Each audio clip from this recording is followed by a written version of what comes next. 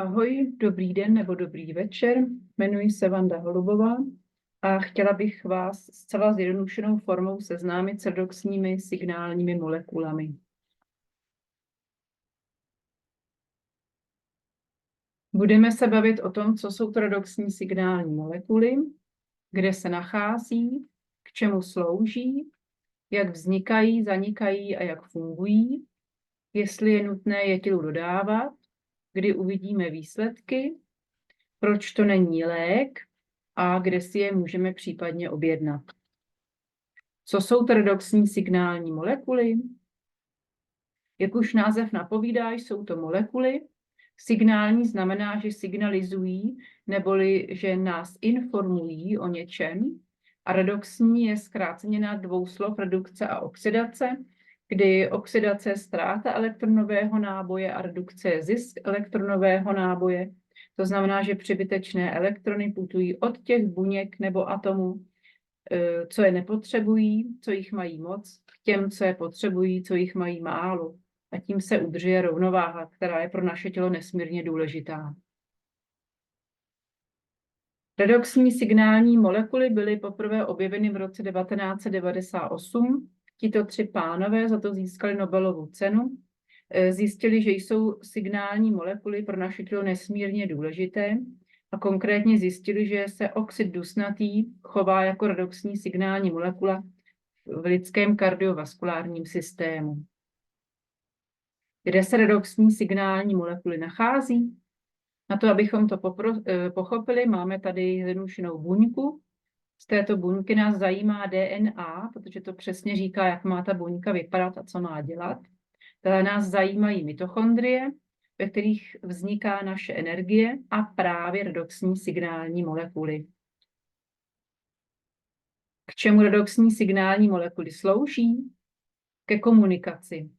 Oni informují naše tělo, naše buňky, respektive pokud se něco děje uvnitř nebo vně buňky.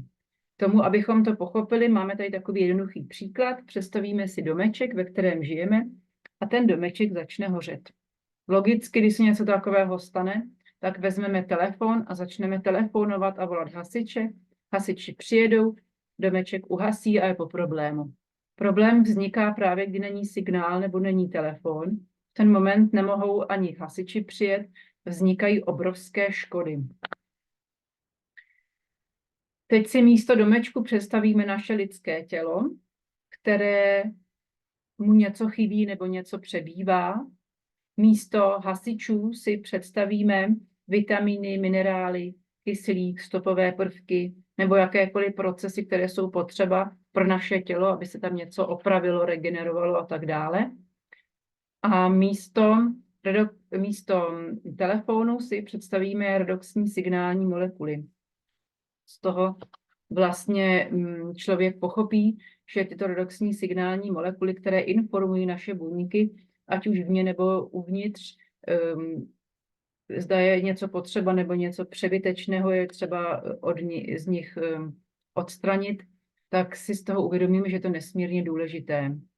Že bez tyto redoxní signální molekuly jsou v našem celém těle, ať už je to v kardiovaskulárním nervovém systému, dýchacím nebo trávicím ústrojí, prostě jsou všude. A bez těchto redoxních signálních molekul by naše tělo vůbec nebylo schopné fungovat. Jak vznikají, zanikají a jak fungují redoxní signální molekuly? Redoxní signální molekuly vznikají během 1 sekundy v našem těle z fyziologického roztoku, který máme v našem těle. Pokud nejsou využity, tak se potom během několika sekund zase rozpadají do fyziologického roztoku. Z toho vyplývá, že tělo jich může vlastně dle potřeby tvořit, kolik potřebuje a vlastně tvoří neustále. Firmě v Americe se podařilo tyto redoxní signální molekuly vyrobit mimo tělo a co se ještě podařilo je stabilizovat. To znamená, že tyto redoxní signální molekuly teď, ať už jsou negativně nebo pozitivně nabity, mohou být spolu převáženy v jedné láhvi, protože jsou vysoce stabilní mohou být převáženy na kilometr daleko a tím pádem doplňování zvnějšku do lidského těla. Teď, jak fungují redoxní signální molekuly? V celém lidském těle informují naše buňky o tom, co se děje, ať už uvnitř té konkrétní buňky nebo v něm. Tím dávají možnost našim buňkám, a to znamená i našemu celému tělu, na to reagovat. To znamená, že se opravuje a vyměňuje, co je potřeba, likviduje se nefunkční a vyrábí se nové. Zapínají se k tomu geny, protože bez těch genů by tělo nevědělo, jak má která buňka správně vypadat a jak má správně fungovat. To je nesmírně důležité. Potom se aktivují antioxidanty a poté se informuje imunitní systém, pokud se v ně nebo uvnitř buňky objevuje něco, co tam nepatří. Je nutné je tělu dodávat? Jak už víme, redoxní signální molekuly jsou v těle, protože bez nich bychom nepřežili. Problém ale vzniká v tom, že jich je čím dál tím méně. Když jsme malé děti, rosteme strašně rychle, naše tělo se po různých zraněních a nemocích strašně rychle regeneruje a zotavuje. A to je právě z toho důvodu, protože těch redoxních signálních molekul máme úplně maximální množství. Říká se, že v pubertě dosahuje počet redoxních signálních molekul v našem těle úplně maximálního možného množství. A potom s každým rokem věku tento počet redoxních signálních molekul klesá přibližně o 1%. To znamená, když je nám 50, tak už těch redoxních signálních molekul máme pouze kolem 60%. Čím jsme samozřejmě starší, to už si každý může sám spočítat, tak těch redoxních signálních molekul potom máme ještě méně. Dalším faktorem, který ovlivňuje počet redoxních signálních molekul, jsme my sami. Je to způsob, jakým žijeme, jak se stravujeme, jakému podléháme stresu, jak žijeme náš styl života, to znamená chování, jestli máme dostatek pohybu nebo ne, dostatek výživových látek,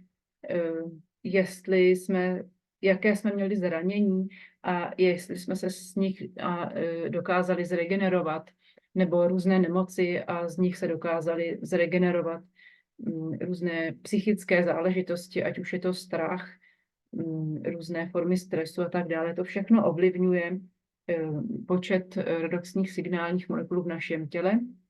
A další, v neposlední řadě, je to naše okolí, ve kterém žijeme. Je to prostředí, ať už je to voda, vzduch a jejich znečištění, co na nás působí, různé formy záření a potom různé chemické a konzervační látky, hluk a tak dále. No a výsledek je ten, že samozřejmě, když se tohle všechno sečte dohromady, tak ty signály, které udržují naše orgány fit, tak ty neustále slábnou. To znamená, že schopnost našeho těla se regenerovat, ta se zmenšuje. No a člověk samozřejmě cítí a vnímá, že stárne a že jeho tělo nefunguje tak, jak fungovalo. Že všechny procesy v našem těle jsou pomalejší a nedokonalejší. Kdy uvidíme výsledky, to je zcela individuální záležitost. Záleží na závažnosti a chronicitě toho, co nás trápí, ale obecně se dá říci, že pokud začneme redoxní signální molekuly doplňovat zvnějšku do našeho těla, tak někteří lidé si všimnou okamžitých změn. Je to takových 10 až 15% lidí a většinou to ale trvá minimálně 3 měsíce, než 90% uživatelů redoxních signálních molekul zpozoruje nějaké změny. Tělo totiž samo rozhoduje, co bude řešit a my, co vlastně vidíme, je pouze kůže, nehty, vlasy, ale to, co tělo vlastně opravuje a co považuje za důležité a tomu dává přednost a to opravuje jako první, tak toho většinou si nevšimneme, protože to je uvnitř našeho těla, týká se to našich vnitřních orgánů a to bohužel nelze tak snadno vidět. Vliv na to má také forma užívání, jestli užíváme redoxní signální molekuly zvnějšku nebo zevnitř, a také intenzita, jestli užíváme základní anebo zvýšenou dávku. Je také důležité poznamenat, že redoxní signální molekuly od americké firmy nejsou žádný zázračný prostředek, není to žádné rychlořešení nebo jednodenní zázrak. Je třeba brát redoxní signální molekuly pravidelně, minimálně 3 měsíce, aby mělo tělo dostatek času na opravu buněk, a tím, že právě začneme dodávat tělu redoxní signální molekuly, tak mu dáme potenciál lépe pracovat a po čase potom dostaneme kýžené výsledky. A to po čase pro někoho znamená 3 měsíce, pro někoho půl roku, pro někoho rok, pro někoho 2 roky. To je právě zcela individuální. Proč to není lék? Redoxní signální molekuly nejsou lékem, protože neléčí, ale pomáhají našemu tělu dostat ty správné informace, aby se právě samo opravilo, zesílilo, regenerovalo. Nemá žádné vedlejší účinky, protože jsou tělu přirozené, vlastní, nespůsobují tudíž žádné alergické reakce. Lze redoxní signální molekuly také kombinovat s jakýmikoliv léky, lze je užívat krátkodobě i dlouhodobě. Vše je samozřejmě testováno a patentováno a výzkum a vývoj neustále probíhá, to znamená, je se na co těšit. Kde si je mohu objednat? Výrobky s redoxními signálními molekulami vyrábí jediná americká firma na světě, která na to vlastní 7 patentů. Mezi lidmi se tyto výrobky rozšiřují prostřednictvím nezávislých poradců. Poradci vám pomohou se zaregistrovat, ať už jako zákazníci nebo poradci. V každém případě si vytvoříte svoje online konto, ze kterého můžete sami spravovat svoje objednávky co do množství a času. Zboží se objednává přímo u výrobce v Americe, ne u těch poradců, je distribuováno prostřednictvím distribučních center přímo ke konečným zákazníkům. Teď důležité upozornění nakonec. Výrobky nejsou určeny ke stanovení diagnózy nebo léčby jakýchkoliv nemocí. Tato prezentace byla sestavena nezávislým poradcem. Pokud máte dotazy, tak se obraťte na svého poradce, to je většinou ta osoba, která vám toto video doporučila.